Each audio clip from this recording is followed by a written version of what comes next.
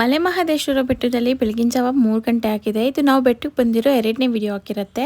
Part 1 video already upload ಆಗಿದೆ. ಯಾರಾದರೂ ನೋಡಿಲ್ಲ ಅಂದ್ರೆ ಹೋಗಿ ನೋಡಿ. ದೇವಸ್ಥಾನ 4:15ಗೆ ಓಪನ್ ಆಗುತ್ತೆ ಅಂತ ಅಂದ್ರು. ಲೈನ್ ಅಲ್ಲೇ ಕುಂತ್ಕೊಂಡು ನಿದ್ದೆ ಮಾಡೋಣ ಅಂದ್ಬಿಟ್ಟು ಬಂದು ಏನೇನೋ ಮಾತಾಡ್ಕೊಂಡು ಟೈಮ್ ಕಳೆದ್ವಿ. ಫೈನಲಿ 5:30ಗೆ ಓಪನ್ ಮಾಡಿದ್ರು. ಜನ ಅಷ್ಟೊಂದೇನಿರ್ಲಿಲ್ಲ, ಬೇಗನೆ ದರ್ಶನ ಆಯ್ತು. ದರ್ಶನ ಅಂತೂ ತುಂಬಾ ಚೆನ್ನಾಗಿ ಆಯ್ತು. ನಾವಂತೂ 2 ಸರಿ ದರ್ಶನ ಮಾಡಿದ್ವಿ. ಫಸ್ಟ್ ಒಂದ್ಸರಿ ದರ್ಶನ ಮಾಡ್ಕೊಂಡು ಬಂದು ಮತ್ತೆ ಹೋಗ್ಬೇಕು ಅನ್ಸ್ತು. ಅಲ್ಲೇ ಕೇಳ್ಕೊಂಡು ಇನ್ನೊಂದ್ಸರಿ ಬಿಡಿ ಅಂತ ಮತ್ತೆ ಇನ್ನೊಂದ್ಸರಿ ಹೋಗಿ ಮನಸ್ಫೂರ್ತಿಯಾಗಿ ನೋಡ್ಕೊಂಡು ಸ್ವಲ್ಪ ಕೂತಿತ್ತು ಬಂದ್ವಿ. 5:45ಕ್ಕೆಲ್ಲ ಆಚೆ ಬಂದ್ವಿ. ಅಲ್ಲೇ ಎಲ್ರು ಪೂಜೆ ಮುಗಿಸ್ಕೊಂಡು ಮೇಲ್ಗಡೆ ಬಸವಣ್ಣನ ನೋಡ್ಕೊಂಡು ಸ್ವಲ್ಪ ಕಾಫಿ ಟೀ ಎಲ್ಲ ಕುಡ್ಕೊಂಡು ದೇವಸ್ಥಾನದ ಮುಂದೆ ಫೋಟೋಸ್ನು ಕೂಡ ತೆಗೆಸ್ಕೊಂತಿದ್ವಿ. ಆಗ ಬಳೆ ಆಂಟಿ ಬಂದು ತೊಟ್ಕೊಳ್ಳಿ ಅಂದ್ರು.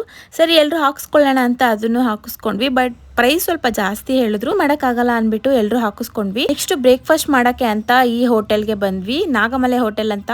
ನಾವು ಒಂದು ಮಸಾಲೆ ದೋಸೆ, ಇಡ್ಲಿ, ವಡಾ, ಪಲಾವ್, ಶಾವ್ಗೆ ಬಾತ್ನ ತಗೊಂಡಿದ್ವಿ. ಟೇಸ್ಟ್ ಅಂತೂ ನಿಜವಾಗ್ಲೂ ಚೆನ್ನಾಗಿತ್ತು. ಯಾರಾದ್ರೂ ಇಲ್ಲಿ ಬಂದ್ರೆ ಟ್ರೈ ಮಾಡಿ. ಬೇಗ ದರ್ಶನ ಆಗಿದ್ರಿಂದ ನಂಜನಗೂಡ್ಗೆ ಹೋಗೋಣ ಅಂತ ಬೆಟ್ಟದಿಂದ ನರಸೀಪುರ ಇಳ್ಕೊಂಡು ಅಲ್ಲಿಂದ ಡೈರೆಕ್ಟ್ ನಂಜನಗೂಡು ಹೋದ್ವಿ. ನಂಜನಗೂಡು ಬರೋ ಅಷ್ಟರಲ್ಲಿ 11 ಗಂಟೆ ಆಗಿತ್ತು ಅಷ್ಟೇ. ಎಷ್ಟು ಬಿಸಿಲು ಅಂದ್ರೆ ಕಾಲ್ ಕೆಳಗಡೆ ಇಡಕ್ಕೆ ಆಗ್ತಿಲ್ಲ, ಅಷ್ಟೊಂದು ಬಿಸಿಲು. ಇಲ್ಲಿ ಕ್ರೌಡ್ ನಾರ್ಮಲ್ ಆಗೇ ಇತ್ತು. ಬೇಗನೆ ದರ್ಶನ ಆಯ್ತು. ಅಲ್ಲಿಂದ ಪ್ರಸಾದಕ್ಕೆ ಬಂದ್ವಿ. ದರ್ಶನಕ್ಕೆ ಅಷ್ಟೊಂದ್ ಜನ ಇಲ್ಲ, ಇಲ್ಲಿ ಸಿಕ್ಕಾಪಟ್ಟೆ ಜನ. ಇಲ್ಲೇ 1 ಅವರ್ ಆಯ್ತು. ಪ್ರಸಾದ ತುಂಬಾ ಚೆನ್ನಾಗಿತ್ತು. ತಿನ್ಕೊಂಡು ಮನೆ ಕಡೆ ಹೊಟ್ವಿ. ಎಲ್ರು ಫುಲ್ ಟಯರ್ಡ್ ಆಗೋಗಿ ಬಸ್ ಸ್ಟಾಪ್ಗೆ ನಮ್ಮ ಯಜಮಾನ್ರು ಬಂದಿದ್ರು ಪಿಕ್ ಮಾಡೋದಿಕ್ಕೆ. ಹೊಟ್ಟೆ ಹಶ್ವಾಗ್ತಾ ಇತ್ತು. ಅಲ್ಲೇ ಊಟ ತಿನ್ಕೊಂಡು